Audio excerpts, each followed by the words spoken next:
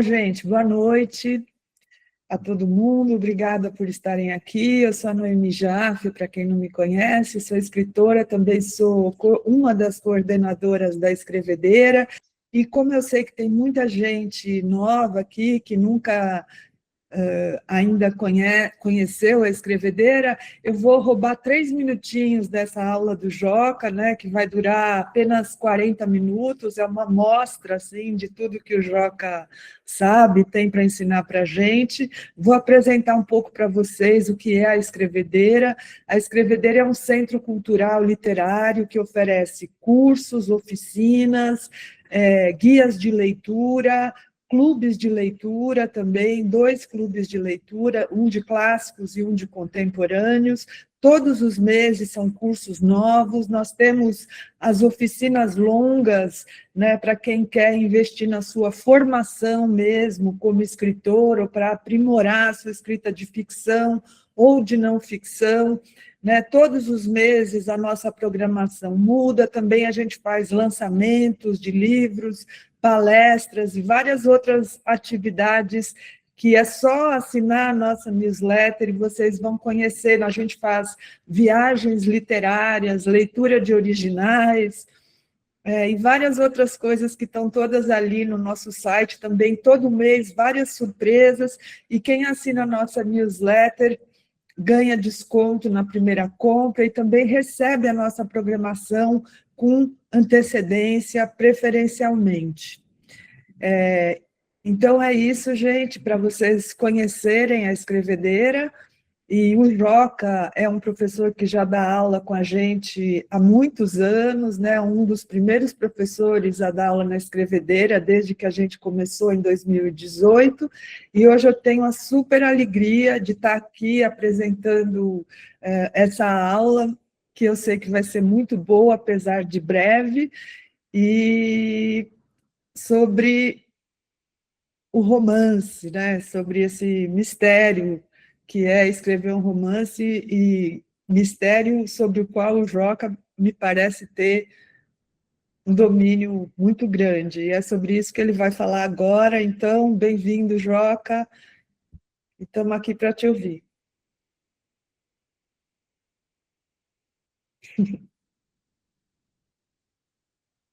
Oi, gente, boa noite. Obrigado, Noemi. Bem, falar sobre romance é difícil abordar um tema tão extenso e complexo, né? Em tão pouco tempo. Mas, bem, vou procurar falar, portanto, usando como base aquilo que eu conheço por experiência, mas também aquilo que eu aprendi a respeito da forma, do gênero e tudo mais, né? Quando a gente fala a arte do romance, assim, para começar um clichê, né? Não à toa a minha oficina chama a mais antiga que eu dou desde 2019 na Escrevedeira, se chama A Arte e o Desastre do Romance. A Noemi implica comigo, o pessoal da escola, achando que essa palavra desastre pode assustar as pessoas, né? Claro, todo desastre, o desastre concreto, aquele que acontece aí na vida da gente, sempre tem uma conotação horrorosa. Mas nesse caso aqui, o desastre é usado é, como sinônimo da palavra acaso, tá certo? E o acaso, ele é determinante em qualquer criação, né? Não somente na criação do romance, na criação da escrita, mas ele é determinante na nossa vida, porque o acaso ele se infiltra na realidade, contradizendo de forma frontal essa ilusão que a gente tem de controlar tudo, de que a vida está sob o nosso controle e tudo mais. Portanto, o desastre do título da oficina, além de ser uma brincadeira com o clichê, né, a arte do romance, é também uma verdade, porque por tudo aquilo que eu conheço sobre os aspectos ligados à criação artística, me parece que a intuição ela é fundamental para se obter um resultado que fuja ao convencional. E, portanto, o título brincalhão da oficina A Arte e o Desastre do Romance procura, de alguma maneira desastrada, ilustrar essa ideia de que nós precisamos sempre confiar na curiosidade, no desejo de fazer coisas novas e não apenas repetir e repetir e repetir à exaustão aquilo que já foi feito. Mas, voltando um pouquinho, no caso do romance, a repetição é um pouco inevitável, porque, bem, toda arte narrativa, ela é uma arte antiga, que nos precede em séculos, né? Toda a ilusão de que a gente vai criar alguma coisa absolutamente original, ela cai por terra quando a gente entra numa livraria ou quando a gente olha para a prateleira de uma biblioteca dedicada aos clássicos. Porque existem criações, e livros e títulos belíssimos de autores maravilhosos há tantíssimo tempo que é difícil se manter essa noção de originalidade. Bem, o romance em si talvez seja, como forma assim, narrativa, a mais bastarda das formas, né? Por quê? Porque é o caçulinha em termos de gênero narrativo. Ele surgiu há pouco tempo, ele surgiu há, sei lá, 2 séculos, 3 séculos, talvez, né? E, curiosamente, já surgiu sob a forma comercial, ou seja, o romance ele surge quando já existia imprensa e é veiculado pela imprensa, né? Sua principal forma de veiculação foi a imprensa. Às vezes eu me vejo assim, quando eu ouço essas defesas assim, bastante ingênuas da originalidade ou então da marginalidade do escritor que se pretende marginal em relação à forma do romance, eu acho, de certa forma, um pouco engraçado, mas também um pouco ingênuo, porque o romance é uma forma comercial, surgiu assim, né? A percepção que talvez a gente tenha do romance como uma forma experimental, ela é muito mais recente. Ela tem em torno de 100 anos. Ela se intensificou com os modernismos do final do século XIX, começo do século XX ali, né? Bem, o símbolo do romance como uma forma experimental e muito livre é, sem dúvida nenhuma, o Ulisses, do James Joyce, que é de 1922, ou seja, tem 103 anos de idade, é um bebê, uma espécie de bebê, se comparado com a epopeia, por exemplo, a poesia narrativa de Homero, né, que tem, porra, milhares de anos, sem dúvida. E é difícil até calcular a idade de textos assim que foram passados oralmente por tantos séculos. Bem, mas o romance, do que se trata o romance? No fundo, para mim, o romance é um gesto do tempo. Talvez a forma mais fácil de enxergar o romance seja a partir de ser dessa maneira de entendê-lo como um gesto do tempo, como um aceno do tempo, como uma espécie de resumo mimético de uma parcela da realidade, né? Como uma espécie de tijolinho retirar, às vezes um tijolão também, porque os livros, os romances podem ser imensos, né? Assim, ter mais de 1000 páginas, Guerra e Paz tem, sei lá, 3000 páginas. Um tijolo retirado da realidade, desse enorme mosaico que a gente pode entender como a realidade da existência. E o romance, sem dúvida nenhuma, ele pode ser, em termos talvez um tanto redutores, ele pode ser comparado com o cinema, enquanto que o conto pode ser comparado com uma fotografia, com um retrato, com um recorte mínimo no tempo, né? O conto, ele invariavelmente ele não necessita do tempo como um gesto para se desenvolver na nossa percepção leitora.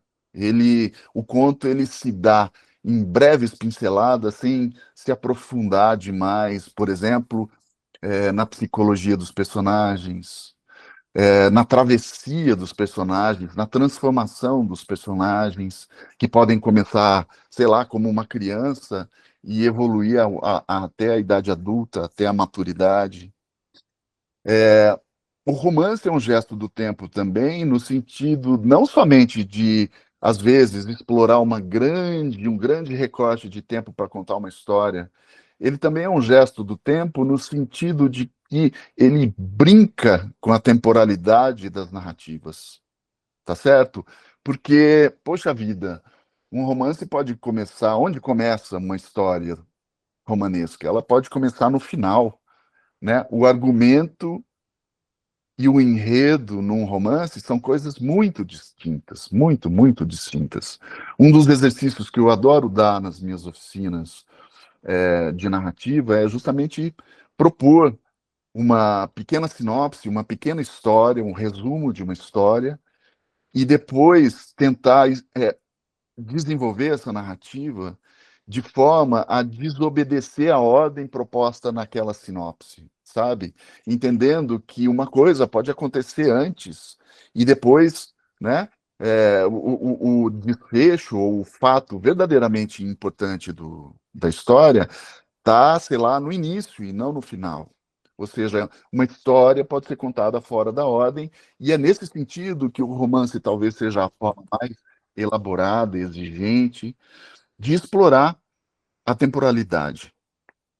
Eu gosto de pensar também que, além desse caráter, dessa característica de ser um gesto do tempo, o romance também ele é, aí sim, uma maneira, primeiro, de você ser conduzido pela consciência de alguém, né? Pela consciência de uma pessoa que você nunca viu, que você que pode, por exemplo, viver em outro tempo, em um tempo que você nunca habitou, muito distante do tempo em que você habita, em que você vive. E mesmo assim, no romance, a gente pode acessar a intimidade de personagens que estão muito distantes de nós. Sei lá, eu me lembro particularmente das minhas primeiras experiências como leitor ao ler os livros do Alexandre Dumas ou do Júlio Verne, né? Que contam histórias, sei lá, que se passam no século XVIII na França e que não tem nada a ver com o garoto que eu era quando li esses livros pela primeira vez. E, no entanto, mesmo assim, nós somos movidos e comovidos pela percepção íntima desses personagens que não tem absolutamente nada a ver com a gente. Isso inclui esse não ter a ver, inclui muitos outros aspectos, né? Como, por exemplo, de gênero, né? Você pertencer ou compartilhar a consciência de uma personagem que não pertence ao seu gênero sexual e ainda assim conhecer isso e ser impregnado de valores, percepções que você nunca poderia ter sozinho. Não à toa o Haroldo de Campos diz que a leitura e a literatura em si, aí de uma forma mais abrangente, é uma máquina de comover, ou melhor dizendo, é uma máquina de educar a nossa maneira de sentir, uma máquina de educação dos sentidos. E o romance, sem dúvida nenhuma, também é isso, ou é muito isso. Eu diria que, em termos, pensando na nossa atualidade, em que a nossa atenção é cada vez mais sequestrada por múltiplas ofertas, né? Todos temos um smartphone no bolso, as narrativas, sei lá, televisivas, estão cada vez mais atraentes e ricas, inclusive em termos literários, né? A gente pode ver séries que têm uma qualidade de escrita estupenda, quase equivalente à de um bom livro. Estou me referindo aqui às grandes séries, né? E tem uma recente, a Pluribus, que inclusive brinca, né, com certa noção de literatura, da literatura comercial, particularmente do romance, colocando como protagonista uma escritora de fantasia, que é uma pessoa que curiosamente, não tem nada a ver em termos de temperamento com os livros que ela escreve propriamente. Mas, no caso dos romances e da leitura, e particularmente dos grandes romances, eu entendo que eles são também uma espécie de defesa, ou talvez uma reserva ecológica da nossa imaginação e também do nosso tempo útil, mas um tempo com uma utilidade que não se vê ou não se compreende à primeira vista, né? Sei lá, eu me lembro quando eu comecei a ler, quando criança, e eu fui um leitor muito precoce, que os meus pais me incentivaram muito a ler. Continua a ler, compravam livros e tudo mais. No entanto, algum tempo depois, quando eu me tornei um leitor verdadeiramente dedicado, o comportamento dos meus pais mudou completamente. Eles começaram a implicar com o tempo que eu dedicava à leitura.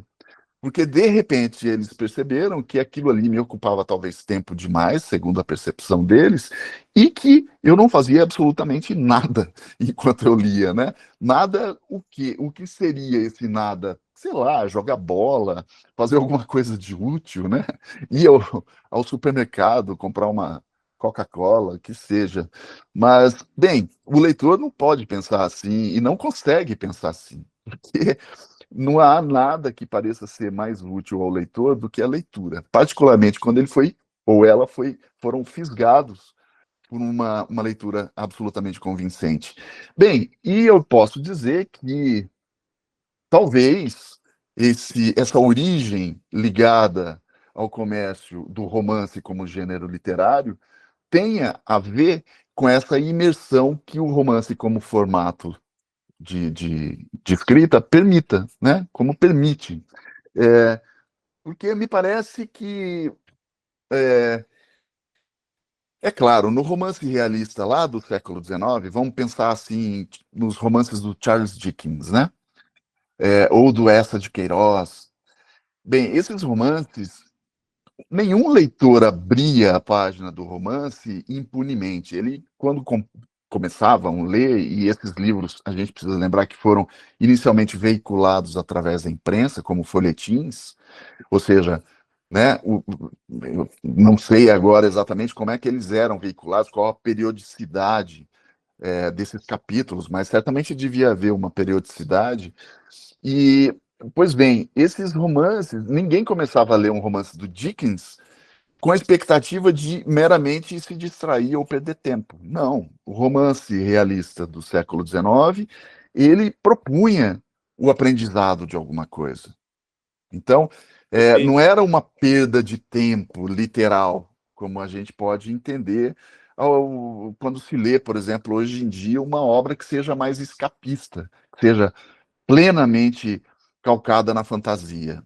Não, o leitor do Dickens, ele pretendia, ao ler, sei lá, saber um pouco do cotidiano londrino, saber como era a vida dos garotos carvoeiros, né? Aqueles meninos que eram explorados para limpar chaminés, num período em que a infância praticamente não existia, ou não era valorizada como a gente valoriza.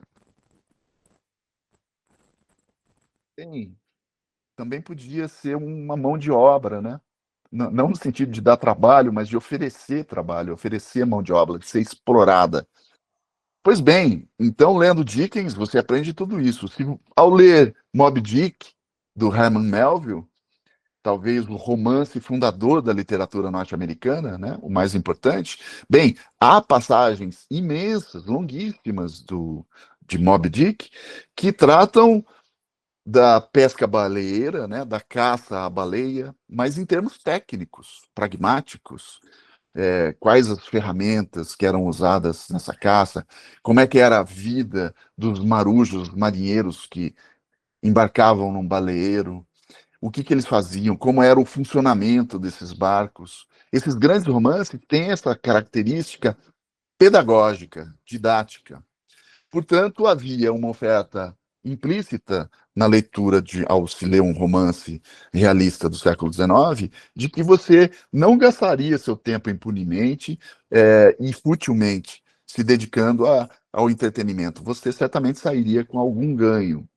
Pois é, O romance moderno, que aí ia surgir ali no final do século XIX, no começo do século XX, bem, ele oferece outra coisa. Primeiro, ele implodiu com esse caráter didático, né, da leitura. Acho que para esse efeito, para ilustrar isso, tem uma afirmação do Walter Benjamin, o grande ensaísta alemão, que dizia que justamente que a arte narrativa compreende, metade da arte narrativa compreende em não explicar nada, né? Metade da arte narrativa compreende em não explicar nada. Ou seja, Benjamin ali já estava preconizando a forma do romance moderno, onde você mergulha em busca da fruição estética, da distração, do escapismo, da fruição estética. O que seria a fruição estética? É apreciar a arte da linguagem empregada na construção daquele texto, né? E também na construção da estrutura daquele livro, daquele romance. Essa fruição, pois bem, aí com essa transformação, com essas noções, digamos, rebeldes, trazidos pelas vanguardas do início do século XX, a nossa percepção do romance foi mudando ao longo do tempo. E além do mais paralelamente, é claro que aquele romance realista do século XIX começou a dar filhotes, que ficou entendida ou conhecida como a ficção de cunho popular, tá certo? As histórias policiais, a ficção científica, os livros de horror que têm uma origem. A ficção científica e os livros e as histórias de horror têm uma origem mais antiga, lá no gótico, tá certo? Ou seja, no romantismo alemão do século XVIII, mas houve uma popularização extrema disso no século XX e um barateamento e também uma perspectiva pejorativa da percepção do valor desse tipo de ficção narrativa, que foi se transformando na medida em que o século XX foi evoluindo. Pois bem, hoje nós percebemos como os romancistas contemporâneos, eles herdam tanto a preocupação com a fruição estética herdada, aprendida com a estética modernista do início do século XX, mas também misturam, quebrando esse preconceito em relação às formas populares e misturando, né, roubando a forma com que, por exemplo, o romance policial tem de oferecer ganchos e permanecer, fazer com que o leitor continue a ler, continue preso à história. E essa mistura, essa mescla, de certa forma, transformou a ficção contemporânea numa forma mestiça, numa forma ricamente mestiça, que mistura a experimentação, né, com a herança dos romances mais formalmente construídos do realismo, gerando uma coisa muito livre, muito nova. E também continua a ser muito atraente, porque a maior parte dos leitores contemporâneos ainda continuam a preferir o romance, talvez por essa capacidade, essa possibilidade de imersão que o romance oferece, e, na compra, na aquisição e na leitura propriamente. A gente sabe que os livros, por exemplo, estou me referindo aqui à baixa popularidade ou à baixa circulação, tristemente, eu diria, da poesia, né? Ou dos livros de contos, se comparados com os romances, por exemplo. Tá? Bem, gente, eu acho que uma, vai Joca, fazer uma intervenção. Diga, querida. tá. Desculpa interromper essa aula tão incrível, mas eu queria avisar que logo mais o Joca vai precisar ir para a Colômbia, que ele vai participar de um festival literário lá.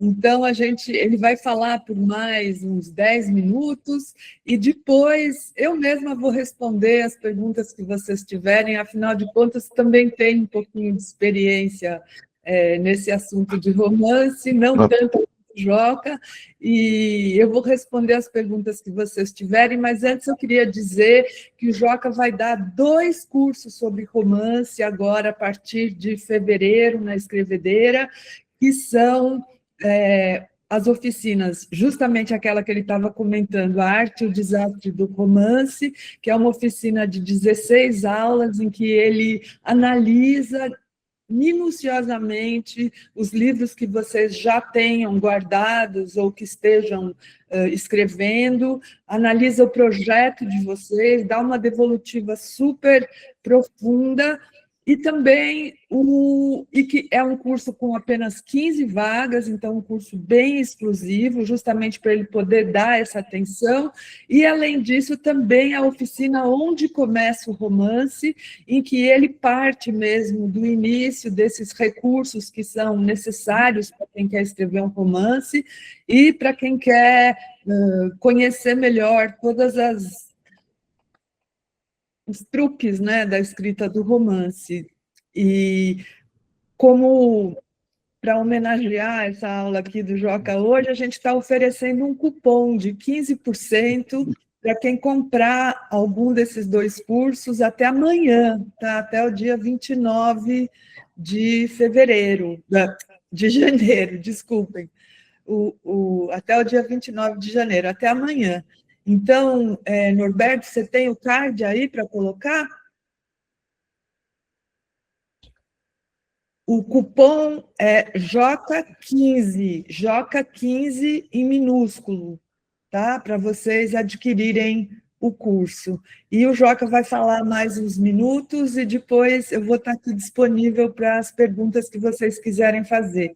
Olha aí o cupom JOCA15, válido até amanhã,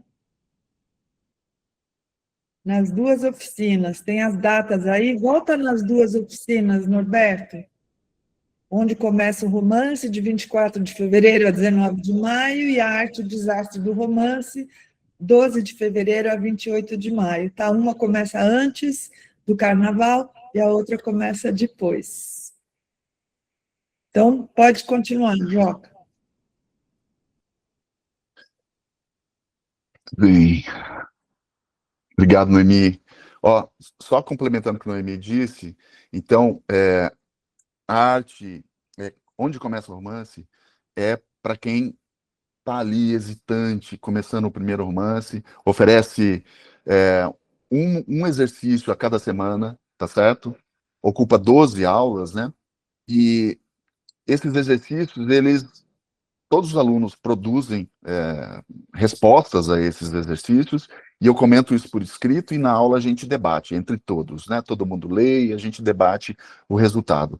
Já a Arte e o Desastre do Romance é para gente que já tem ou um romance começado, já tem alguma experiência, mas precisa de um espaço comum de compartilhamento.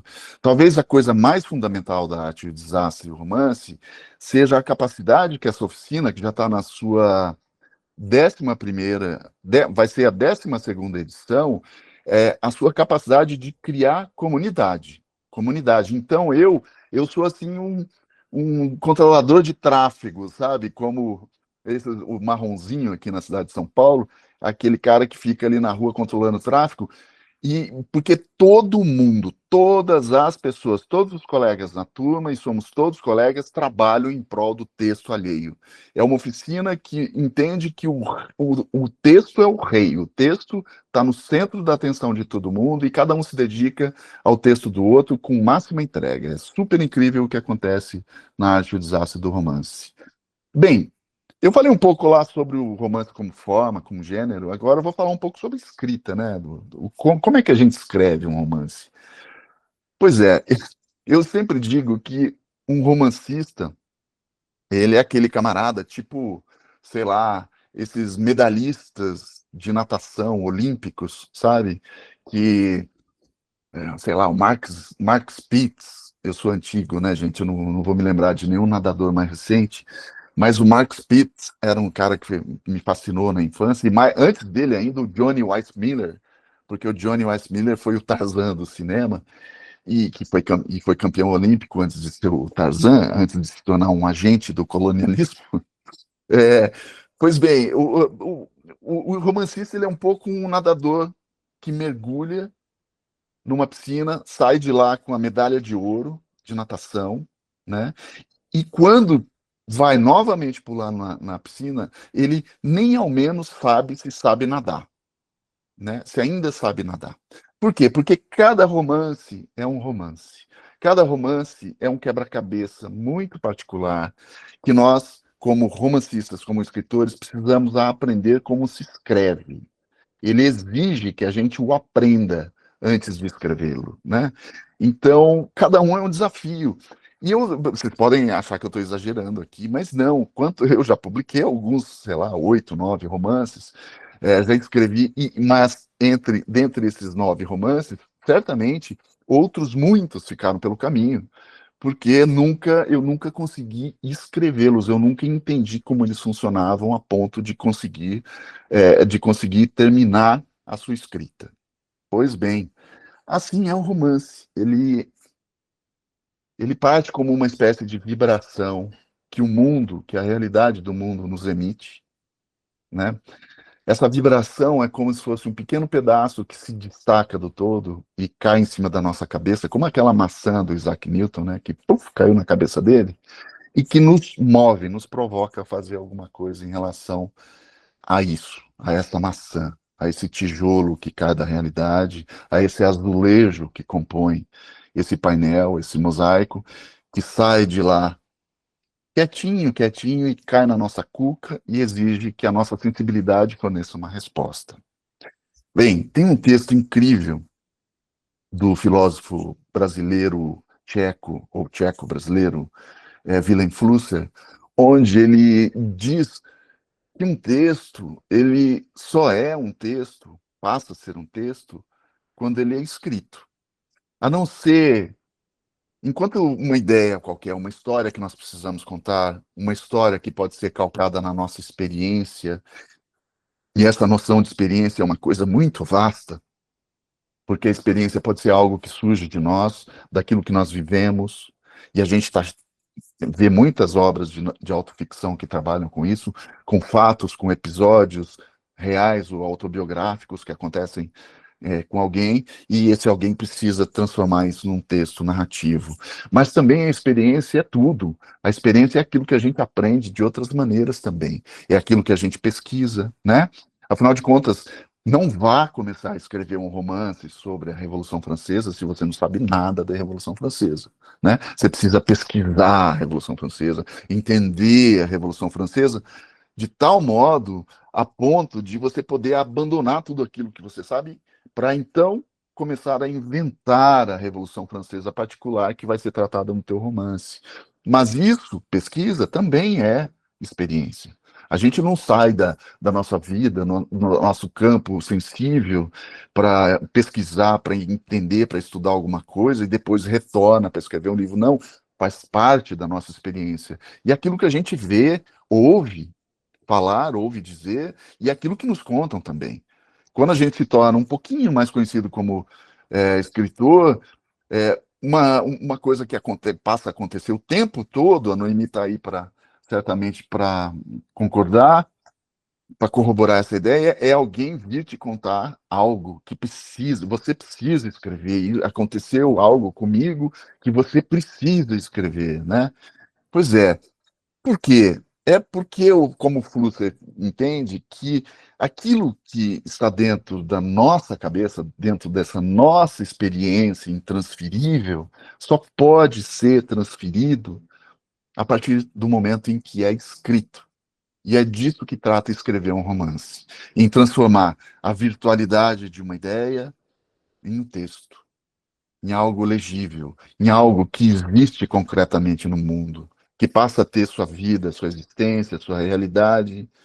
Pois bem, a escrita de um romance ainda não é nada disso. Isso aí é só uma etapa daquilo que a gente está, né? Porque é, tendo como ponto de partida essa virtualidade da ideia que surge na nossa percepção, até a transformação disso em uma obra comercial, ou seja, impressa, divulgada, difundida, distribuída, encontrável numa livraria, existe um trabalho infinito de dedicação, e às vezes não é nem só de uma pessoa, evidentemente, porque se for um livro para existir como objeto, ele depende de muitas outras pessoas também, não somente do seu autor, né?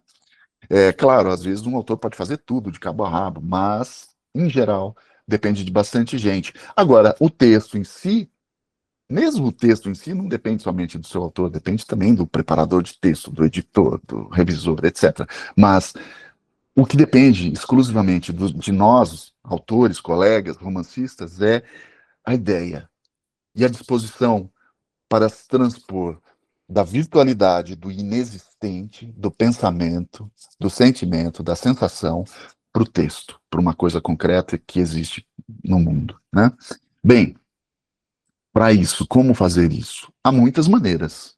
Há uma maneira, é, digamos, organizada de se estruturar a coisa, de se pensar com antecedência, como se você fosse uma espécie de engenheiro que planeja uma obra e a escreve, né? Mas que faz mapas, organogramas, que cola post-its na parede, mas isso ainda não é escrever. Isso é uma etapa que antecede, claro que também é o ato da escrita, mas não é inteiramente o ato da escrita. E há também aquele que não organiza absolutamente nada, que simplesmente começa na primeira linha e termina na última linha. A Zadie Smith, que é uma brilhante romancista e ensaísta, particularmente ensaísta, eu gosto muito dos ensaios dela, divide esses dois tipos de romancistas no microgestor e o macroplanejador. Ela diz que é uma microgestora, ela começa na primeira linha e termina na última, né? E também diz que ela pode ficar 6 meses ou um ano escrevendo as 30 primeiras linhas desse romance. Mas depois que ela chega na linha 31, é como se a forma, o estilo, a linguagem, a dicção, isso tudo que a gente precisa para transformar a ideia, a virtualidade da ideia no texto, já se organizou e da linha 31 em diante ela deslancha, escrevendo até a última linha. Enquanto que o macro planejador, que ela diz invejar, é esse camarada engenheiro, tá certo? Que consegue conceber resumos dos seus capítulos e que depois pode brincar com montagem, com noções aprendidas do cinema, né? Como a justaposição, a inversão das ordens, o cortar e colar, o cut paste o copy paste que a gente usa, conhece muito no uso da virtualidade da internet. É, e ela diz invejar justamente por isso, por essa liberdade.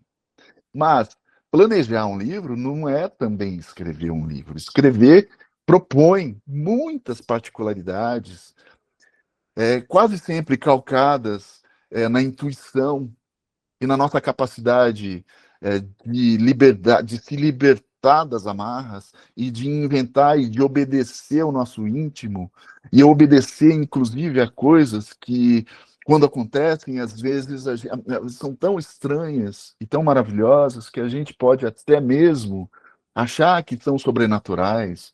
Meu Deus, como eu escrevi isso? Às vezes eu pego um livro que eu publiquei, sei lá, há 20 anos e leio e penso, quem é que escreveu isso? Sabe? Como eu posso ter escrito, não admirando a qualidade daquilo, nem nada, mas às vezes até mesmo a diferença, sabe?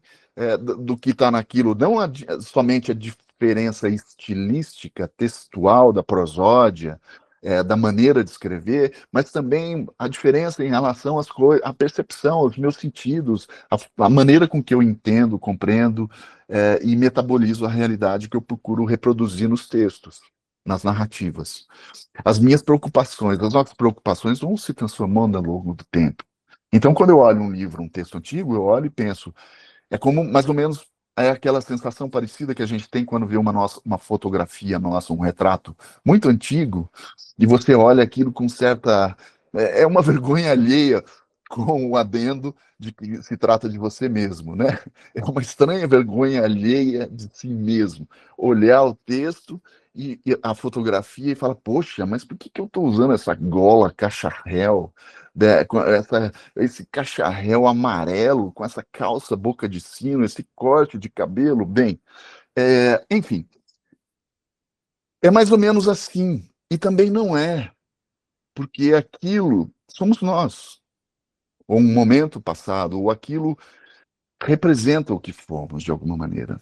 Pois bem, A escrita do romance se trata e complexifica, trabalha justamente esse mergulho nesses nós que somos, nessa variedade, nessa pequena multidão que cada um de nós é ao longo da vida e que também trata ou lida com a noção de experiência. Vocês já devem ter ouvido falar, pois é um clichê das oficinas, né? Escreva aquilo que você.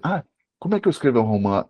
Escrever um romance. Escreva aquilo que você sabe, né? A gente sempre ouve isso. Escreva o que você sabe. Não vai escrever sobre a Revolução Francesa se você não entende nada de Revolução Francesa. Não vai escrever uma história passada no Zaire, no século XV, se você não faz ideia de onde fica o Zaire. Mas nem isso chega a ser inteiramente verdade, né? Nem isso chega a ser. É, William Faulkner conta que escreveu o Som e a Fúria ao, veja só, se lembrar de ver, quando criança, uma imagem, acontecia um funeral numa casa, né? Entre a casa e ele, que observava a janela onde as pessoas faziam esse velório, havia uma pequena árvore.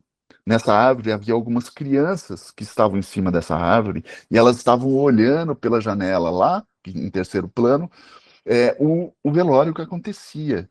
E entre essas meninas, essas crianças, havia uma menina muito pequena cujos fundilhos da calcinha estavam sujos, né?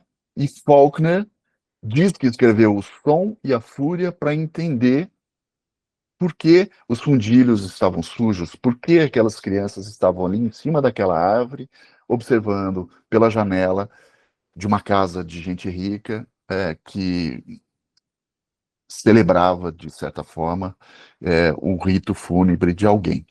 Então, uma das obras-primas do romance norte-americano do século XX, um dos cumes da arte narrativa romanesca, foi escrita por causa dessa imagem. E essa imagem é esse azulejo que se recortou da realidade, né, do mosaico que compõe a enorme, vasta, inquantificável, insolúvel realidade e caiu na cabeça do nosso amigo Guilherminho Faulkner, que foi obrigado a escrever O Som e a Fúria. Algo semelhante deve ter acontecido com o João Guimarães Rosa para escrever Grande Sertão Veredas. Clarice Lispector, em todos os seus livros e nos contos, evidentemente também, ela trata quase sempre desse tijolo, dessa maçã é, newtoniana que lhe caiu na cabeça, né? Para falar sobre aquilo, sobre a sua própria experiência, sobre essa percepção absolutamente intransferível que que a escrita nos oferece, mas também nos exige. Bem, estou chegando aos meus finalmente, eu já peço desculpa imensamente a vocês, porque realmente eu tenho que ir para o aeroporto, estou felicíssimo, vou ao Rei Festival em Cartagena das Índias, né, que é a cidade onde está o centro do Garcia Marques e onde se passam algumas das histórias de Macondo, lá na Colômbia. É um dos festivais mais legais da América Latina. Sou o único autor brasileiro lá para representar a gente, essa mistureba maravilhosa que é a nossa língua, essa mistureba cantante, cantabile. E lá terá também de língua portuguesa o Miyakoto, né, que é outra coisa, mas muito influenciado pela literatura brasileira também. Mas antes eu queria só ler um textinho curto que fala que eu escrevi em 2024, mas que talvez exponha um pouco a maravilha e a complexidade que é se escrever um romance, tá? Antes de ler o texto, queria dizer também que, primeiro, mandar um abraço para os ex-alunos, ex-alunas e amigos e amigas que estão aqui presentes. Um feliz 2026 para nós, todos. E vou ler aqui A Travessia do Túnel Romance, uma metáfora. Escrever um romance equivale a entrar num túnel de 50 metros e levar 2 anos ou mais para atravessá-lo. O túnel por fora, além de curto, é reto. No entanto, sua travessia é labiríntica, pois o romance dentro dele não tem a mesma forma externa do túnel. Na verdade, o tempo dentro do túnel não é regido pelas leis de fora. Nele, o tempo é o da ficção, algo que acontece paralelamente ao tempo levado pela travessia do lado externo. Para atravessar o túnel, a escrita deve se submeter às regras internas da travessia, descobrindo que nem sempre A leva a B, ou 2 é antecedido por 1. Às vezes a saída é a entrada, e versa vice. Mergulhar no túnel é mergulhar no romance. Mas o romance pode ser em espiral, enquanto que o túnel é uma linha reta. Dentro, o túnel é regido pelo tempo do romance. Fora, pelas horas do cotidiano. Na metade da travessia, descobre-se que o túnel passou a ser uma chaminé, e a ficção é pura fumaça, impalpável e ascendente, escapando entre os dedos. As horas do cotidiano levam ao fim das horas. Já o que acontece no tempo do túnel, romance, é o entrelaçamento quântico. Antes de entrar no túnel, imagina-se que ele é desabitado. Em sua travessia, porém, descobre-se que dentro dele há cidades, vozes, sonhos e encontros. Apenas dentro do túnel, pois o lado de fora continua reto e chato, um mundo regido pelas deshoras do relógio. As partículas do tempo externo e do túnel romance se tocam e não podem mais ser descritas independentemente do estado das demais, inclusive quando as partículas estão separadas por uma grande distância. Quando a reversão ocorre, o romance entra nos eixos, a ficção sobe nos trilhos, só então se avista a saída e invade o túnel uma Maria-Fumaça cheia de gente, que leva a ficção adiante. É difícil explicar, mas nesse momento é o túnel que atravessa a Maria-Fumaça, não o contrário. A saída do túnel tem luz, também é o fim do romance. O importante no túnel romance é saber que a luz se encontra tanto no fim quanto no início.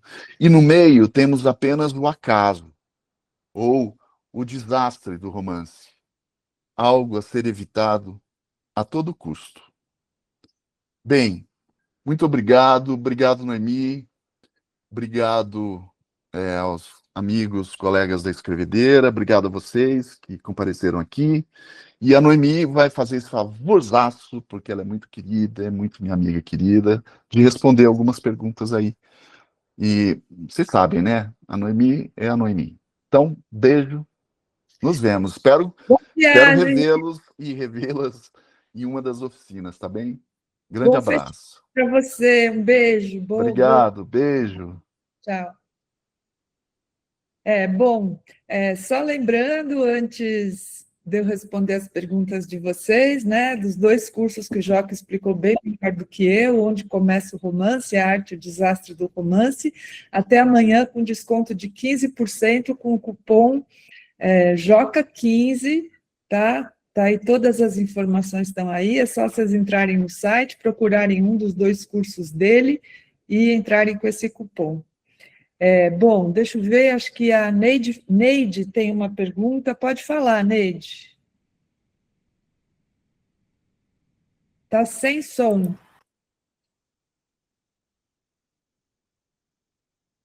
Qual oficina foca mais no ensinamento da técnica? Neide, depende, né? Porque se você já tiver um projeto... Foi o Hugo, tá, Noemi? Foi o Hugo que perguntou no chat. Ah, o Hugo? Isso, a Neide está sem som ainda, tá, Neide? Tá. Então, não sei se eu respondo para o Hugo, ou se eu espero a Neide ligar o microfone. Está sem som. Vai no Hugo. Neide, qualquer coisa, põe a pergunta no chat, por favor. Eu vou responder ao Hugo, então. Hugo, se você já tiver um projeto de romance, ou um romance em curso, ou algum romance já escrito, a oficina Arte do Desastre, a Arte e o Desastre do Romance ensina técnicas para quem já tem um projeto, para quem já tem um texto em andamento. Tá? As duas ensinam técnicas, mas onde começa o romance, ensina técnicas mais gerais, mais abrangentes, para quem quer começar a escrever um romance. Tá? E como ele disse, a interlocução é muito bacana, muito frutífera. Na aula dele, eu sou testemunha disso, o Norberto também. Então, eu acho que nas duas oficinas, Hugo, você tem técnica, mas depende do estágio em que você está. Então, Neide, será que você consegue agora falar? Você me ouve agora? Sim. Tá. Então, o meu caso é o seguinte, eu acabei de terminar um romance, né? Vou lançar esse romance dia 10 de fevereiro, e já comecei outro projeto. Então, Que estou bom. bem no início. Então, qual seria para mim a melhor oficina? Eu acho que é a Arte e o Desastre do Romance, porque você já começou, você está com um novo projeto, você tem mais ou menos a ideia da estrutura, né, que você deseja para esse projeto, então eu acho que é a Arte e o Desastre. Tá bom, obrigada. De nada. Essa pessoa aí que está com esse nome Versalhes, Oi, é o seu nome. desculpa. Eu acabei entrando com o e-mail da empresa. Boa noite, Noemi. Me chamo Débora. E eu queria uma pergunta um pouco mais sobre o que ele trouxe de fala, né? E a outra é um pouquinho sobre a questão do curso. A pergunta que eu queria trazer em relação à fala do Joca é o seguinte: muita gente fala isso, né? Mostrar e não contar, né? Então, essa não explicação deixa esse vão da interpretação, deixa algo mais... tem uma melhor organicidade no texto. Nesse sentido, a gente se desvia muito do realismo, né? Que é bem mais detalhado, tecnicamente falado. E eu originalmente sou escritora, porém de poesia. Eu tenho 2 livros lançados, 2003 e 2024.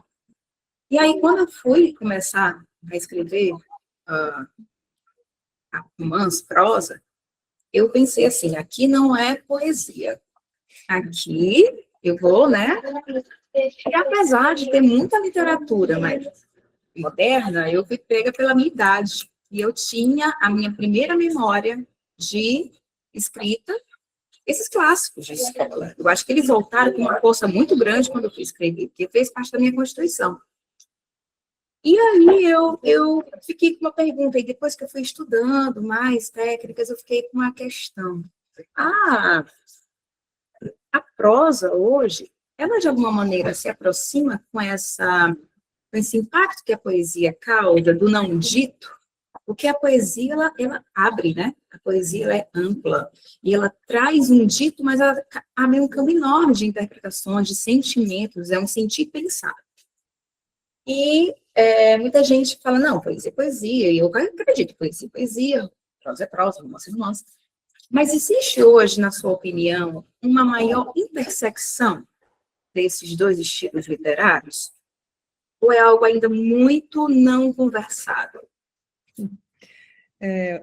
Oi, Débora. Obrigada Oi. pela pergunta. Vou dizer a minha opinião, certamente não é a resposta que o Joca daria, tá? Eu acho que o romance, nesse sentido que você falou, de que sempre deixa alguma coisa não dita, eu acho que isso também é próprio do romance, próprio da prosa, e é fundamental que haja essa segunda história, né? Até o próprio... É o Ricardo... Não é o Ricardo Pilha.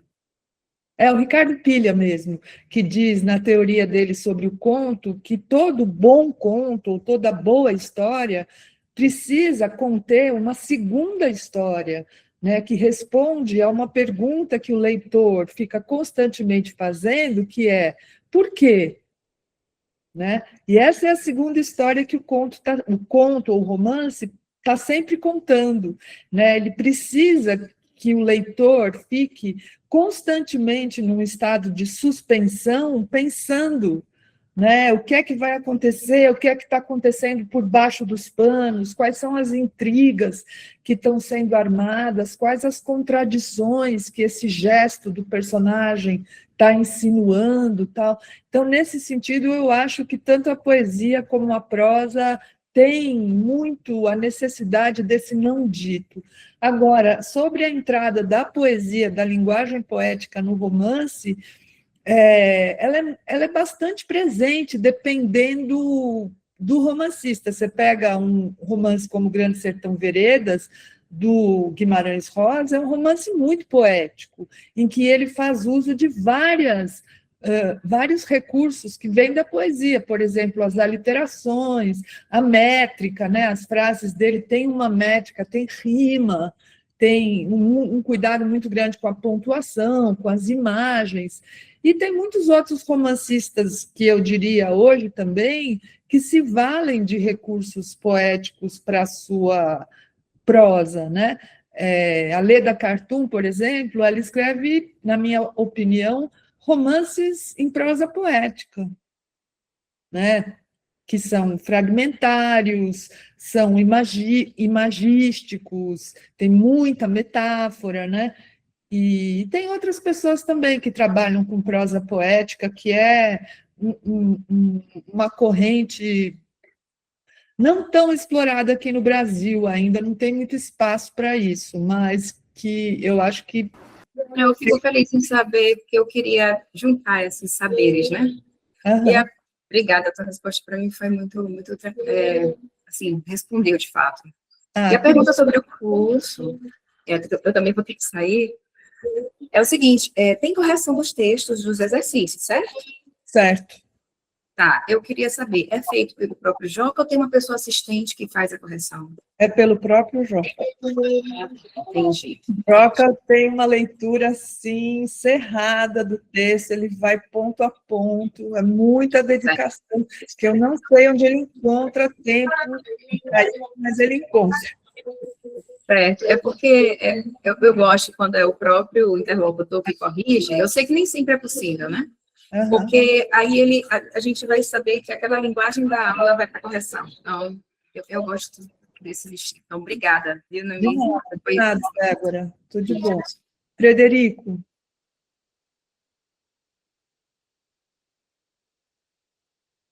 Está sem som. Agora estão ouvindo? Sim. Boa noite, Noemi.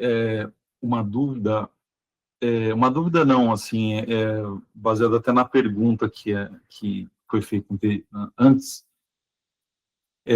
Será que dá para dizer que essa linguagem poética, esse não dito, né, essa escrita que leva você para um sentir mais do que para um raciocinar, dá para dizer, na sua opinião, que isso entra na escrita do romance, talvez justamente para te colocar naquele lugar, porque, eu não sei, assim, na leitura eu tenho a impressão que tem um momento que você precisa do concreto de escrito, vamos dizer, né?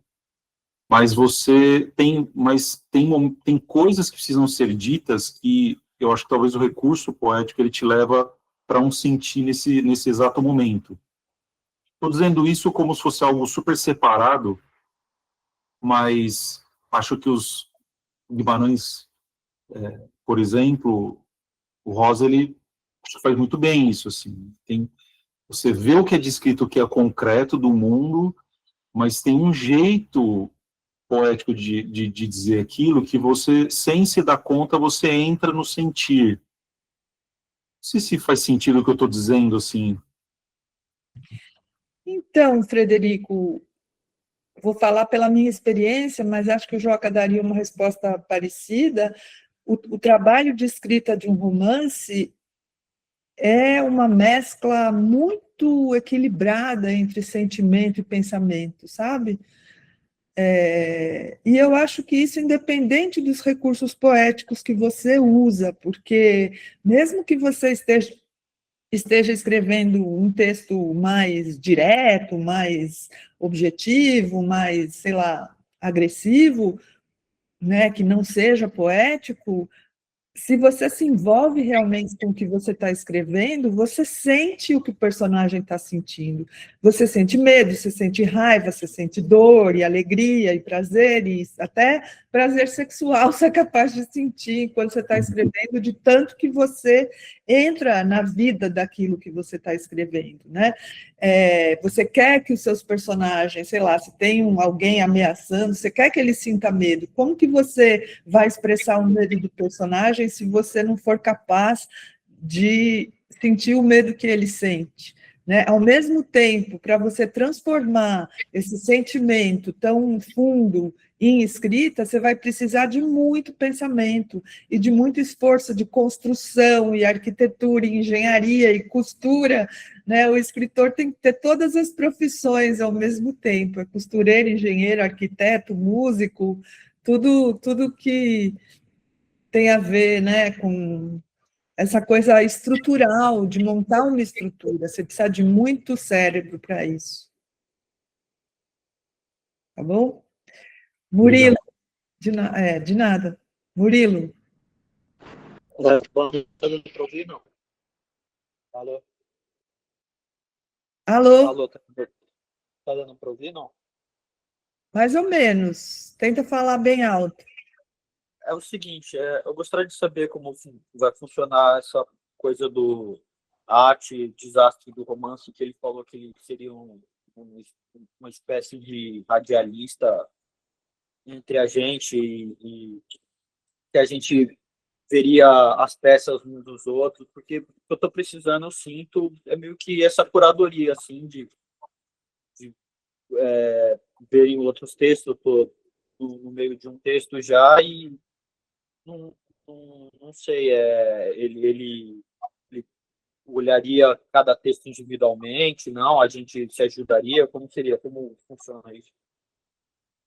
Então, na arte e desastre do romance, só lembrando que é para quem já tem um projeto, ou quem está com alguma coisa em andamento, são só 15 pessoas no curso, né? Então, ele oferece condições de que todos leiam os textos de todos e de que cada pessoa tenha a oportunidade de mostrar o seu texto. O Joca lê com muita atenção, com muito cuidado, e dá devolutiva também muito cuidadosa, né? A cada aula é analisado o texto de um colega e todos participam porque todos leram aquele texto. Tá bom, Murilo? Entendi. Obrigado. De nada. Acho que tem mais uma pessoa com a mão levantada, mas eu não sei quem é. É o Diego. Diego. Oi, Noemi, boa noite, tudo bem? Boa noite, pessoal. Boa noite. A minha pergunta talvez seja um pouco para quem é bem novato, amador, enfim, um nível mais baixo, iniciante, no pré-escola do romance. Mas eu me inscrevi Meu Deus, o nome do curso, por favor. Onde começa o romance? Onde começa o romance? Obrigado, desculpe. É que infelizmente, eu estou no meio com o Teams aberto aqui, de vez em quando pulo uma mensagem, mas eu vou ser objetivo. A minha única pergunta é isso mesmo, eu entrei no Onde Começa o Romance para ter alguma noção geral de escrever um romance, mas tu acha importante, por exemplo, que o romance ele já esteja, de certa forma, estruturado. Eu sei que não se pode nem ter a pretensão de ter uma história completa, porque eu acredito até que a dinâmica do curso vai moldar ela de maneira diferente ou até desconstruir. Mas tu acha importante, por exemplo, que eu já tenha pelo menos um final concluído, um final definido, qualquer final, alguma coisa assim? Se for o caso, eu mato o mocinho no final, digo. Se você se inscreveu em como começa o romance, você não precisa ter projeto nenhum. Tá? É só para quem se inscreve na oficina Arte e o Desastre do Romance, que aí precisa ter um projeto. Mas se você se inscreveu na de quem está iniciando, como você disse, não precisa de nada. Tá bom? Rodrigo. Minha, eu só queria te perguntar, tudo bem? Boa noite, pessoal. Onde a gente acha, onde foi publicado aquele texto maravilhoso sobre romance que o Joca leu? Não sei, mas eu vou perguntar para ele. Deve Pergunta ser no para ele, porque o Substack texto dele, tá? No Substack dele, Norberto? Provavelmente. Eu já lembro de ter Ah, lido. Ele tem um eu vou dar Substack uma olhada lá. também, gente. Podem seguir o Joca no Substack. Tá perfeito. Obrigado, Norberto. Obrigado, Noemi. E aqui o Norberto está pedindo também para vocês assinarem. Pedindo não, está convidando vocês a assinarem a nossa newsletter da Escrevedeira, que a gente também tem textos de vários professores que dão aula, também dos alunos que escrevem textos incríveis, e também divulgando todas as nossas atividades. Acho que. Ah, o Frederico. Pode perguntar mais alguma coisa ainda? Pode? Eu queria fazer uma pergunta, Noemi, sobre um livro seu. Pode? Acho que sim. Vamos lá, está acabando mesmo, né? Eu acho que tem a ver com, Tá bom, assim, com aprendizado, assim, de escrita, né? tá. Quando eu li esse livro seu, O que ela sussurra, eu fiquei muito impactado, assim. Eu achei muito sensível e eu tive uma sensação com a sua escrita de um texto enxuto, né? Uma outra forma de eu dizer isso, uma sensação que eu tive é assim, nossa, ela conseguiu dizer tanto com o que talvez, se fosse eu teria que fazer muito mais, assim, sabe? Eu teria colocado mais para tentar dizer o mesmo que você disse, assim. Quando você estava concebendo o texto, digo, na escrita mesmo, né, no ofício mesmo, né, não no planejamento, quando você estava no fazer mesmo, como que era para você lidar com a parte de pesquisa com anotações? Como que você lidava com isso? Qual que é o seu jeito, assim, se você puder compartilhar, assim, sabe? Você vai escrevendo e aí você consulta, ou você consulta tudo e depois você vai e derrama. Como que é isso para você? Então, Frederico, para cada livro que eu escrevo, eu tenho um jeito diferente. Eu não tenho um jeito, assim, parecido, sabe, que se repete. No caso do que ela sussurra, eu tive a ideia de escrever esse livro lendo os 2 volumes da autobiografia da Nadezhda Mandelstam, que é a personagem principal do livro, e em que ela conta tudo que ela viveu e que também está no livro. E eu li, depois eu reli, anotando os trechos que eu achava que poderiam se transformar em prosa ficcional.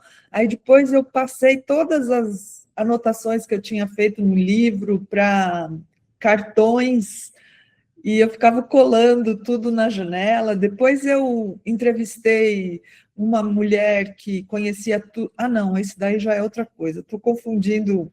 Aí fui estudar húngaro, é, pesquisei tudo que existia sobre essa mulher e o marido dela, né, o Osip Mandelstam, e húngaro não, russo, que húngaro, né? Estou confundindo com Íris, a pesquisa que eu fiz para o Íris, mas o que ela sussurra, fui reestudar russo, porque eu estudei russo na universidade, e fui ver tudo que tinha sobre ela, conversei com gente da Rússia, entrei em arquivos, li cartas, mandei traduzir coisas, né? E daí, a partir das anotações que eu tinha na janela, assim, em volta do meu computador, eu ia desenvolvendo os capítulos. E daí eu reescrevi tudo depois, e eu faço muito isso, né? Eu reescrevo, reescrevo, reescrevo. Então, esse livro que ela sussurra, eu nem reescrevi tantas vezes, mas eu acho que foram umas 3 vezes que eu reescrevi.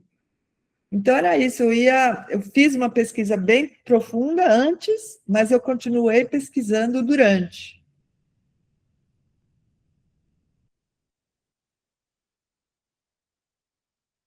Acho que acabou, será? Então é isso, gente. Super obrigada por assistirem essa aula, que foi super boa, né? Sempre tudo com o Joca é muito bom. E tomara que vocês se inscrevam até amanhã com esse desconto bom. E a gente aguarda vocês. Qualquer coisa, estamos por aqui. É só escrever para a gente. Obrigada a todo mundo. Obrigado, Norberto. Noemi. Boa noite. Ah, tem uma pergunta aqui. Ah, não tem. Tá bom.